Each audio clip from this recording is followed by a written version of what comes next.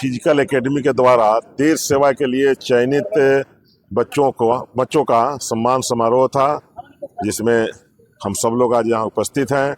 मैं बहुत बहुत शुभकामना, बधाई और धन्यवाद देता हूँ दीपक फिजिकल एकेडमी को, जिनके द्वारा इतनी अच्छी तैयारी करा के यहाँ के बच्चों को देश सेवा के लिए तैयार किया जा रहा है।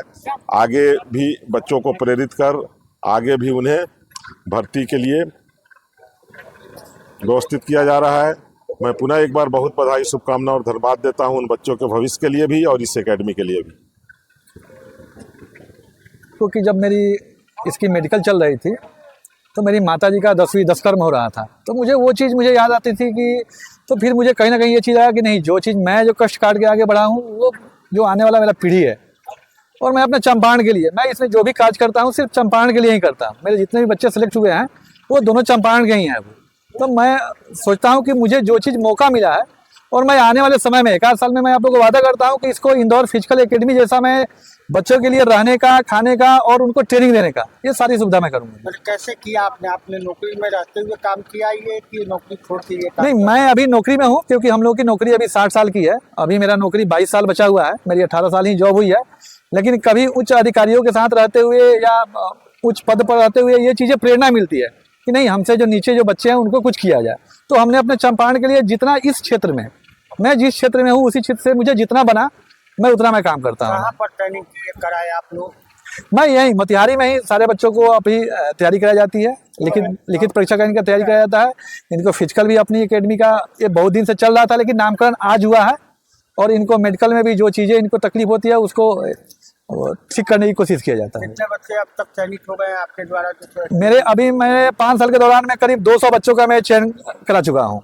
अपने स्तर से? मैं अपने स्तर से मैं 200 बच्चे, क्योंकि पिछले बार भी मेरे 50-55 बच्चे सेलेक्ट हुए थे, इस बार भी मेरे 36 बच्चे सेलेक्ट हुए हैं। 2 लड़के वो रिटर्न में 1-2 नंबर से वो डिस्क्वालीफाई हो गए थे।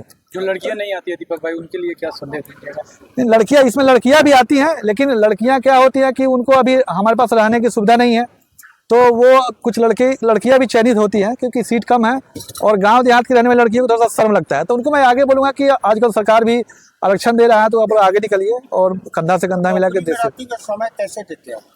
नौकरी में ऑनलाइन अपना ये को डायरेक्टर है, ट्रेनर है, सब ऑनलाइन माध्यम से जब भी समय मिलता है आदमी इसमें करता है। उसको अपने समय में ड्यूटी के अलावा जो भी मेरा अपना समय होता है वो एकेडमी के लिए और चंपारण के लिए, मैं चंपारण के लिए हमेशा तत्पर हूँ और रहूँगा। जब तक मैं रहूँगा तब तक ये मेरा चलता रहेगा।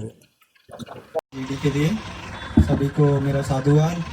और आज ये प्रोग्राम अटेंड करके मुझे बड़ा अच्छा लग रहा है कि आप सब लोग एक स्टेज जो काफ़ी कठिन है एसएससी जीडी का वो पार कर चुके हैं। और एक टाइम पे मैं भी ऐसे ही था, मैं भी जब एग्ज़ाम देता था तो मुझे पता है कि किस तरीके की खुशी होती है जब आदमी एक स्टेज पार कर लेता है।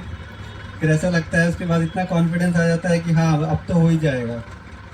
तो आप लोग को सभी को मेरी तरफ से पूरा कॉन्ग्रेचुलेशंस है। आपने इतनी मेहनत करके आज की तारीख में नौकरी लेना कोई आसान काम नहीं है। इतने युवाओं के बीच इतना तगड़ा कंपटीशन है आज, और उसमें ऑल ओवर इंडिया लेवल पे आके इतने युवाओं में संघर्ष करना और उसके बाद ये स्थान प्राप्त करना कोई छोटा मोटा अचीवमेंट तो नहीं है बिल्कुल। तो एक बार सब लोग जो भी चयनित हुए हैं सबके लिए ताली बजाइए जोर से।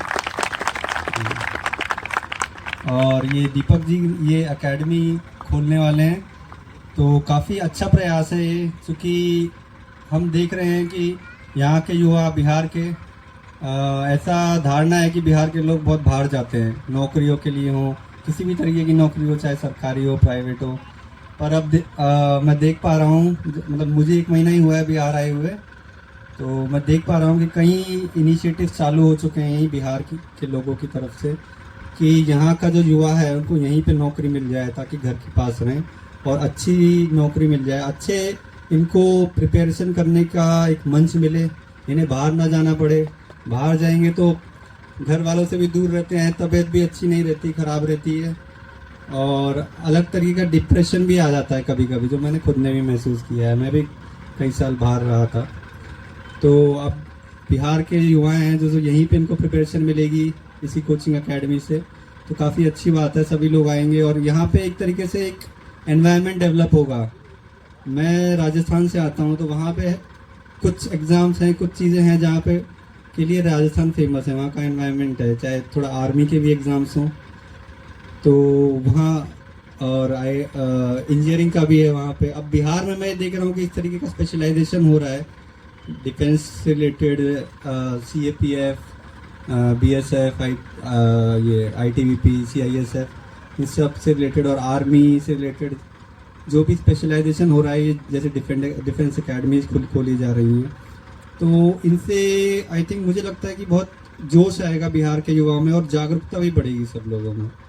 तो आप लोग को देख देख के आपके आसपास वाले गांव वाले वो सब भी प्रेरित होंगे, सभी एक अच्छी सरकारी नौकरी या अगर कोई प्राइवेट भी हो तो उसमें भी जाने की कोशिश करेंगे। देख देख के आदमी दूसरे से सीखता है, तो ये बहुत बढ़िया पहल है दीपक जी की और मैं इनको पूरी बधाई देता हूँ। और आप लोगों को किसी भी तरीके का कोई मोटिवेशन की ज़रूरत हो तो प्लीज़ कभी भी कांटेक्ट कीजिए, यहाँ पुलिस प्रशासन है यहाँ पे आता है। तो best of luck, all the best आपके फ्यूचर के लिए। और मैं उम्मीद करता हूँ कि अगली बार जब मैं दीपक जी से मिलूँगा तो मुझे ये खबर सुनने को मिले कि आप लोग का फुल फाइनल सिलेक्शन हो गया है। और आने वाले टाइम में भी जो भी बैचेस आएंगे उसमें भी आज कुछ बच्चे हुए हैं तो उसके दुगने तिगने हो आने वाले सालों में। तो ये मैं हमेशा दीपक जी से पूछता रहूँगा जब भी मैं मिलूँगा। तो मेरी यही शुभकामनाएं दीपक जी को और सभी लोगों को और आप सबको कि आगे आगे बढ़ते रहिए और बिहार के विकास में अपना योगदान देते रहिए।